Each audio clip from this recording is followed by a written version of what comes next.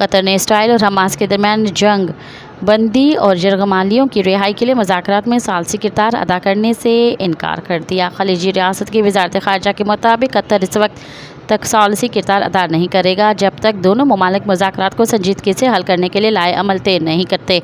Qatar की जानिब से अमेरिकी इंतज़ामिया को कहा गया है कि जब दोनों फरीक सालसी में दोबारा शामिल होंगे तो वो इसके लिए तैयार होंगे।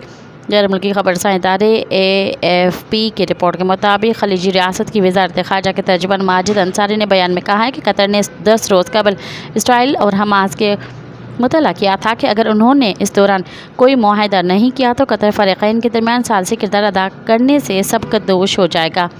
सिफारती ज़रा के मुताबिक हमास और इसराइल संजीदगी से मुज़ाकरात करने को तैयार नहीं है। वाज़ेह है कि कतर 2012 से अमेरिका की मदद से हमास की सियासी क़यादत की मेज़बानी कर रहा है और गज़ा में जंग बंदी के लिए तवील सिफारतकारी भी कर रहा है।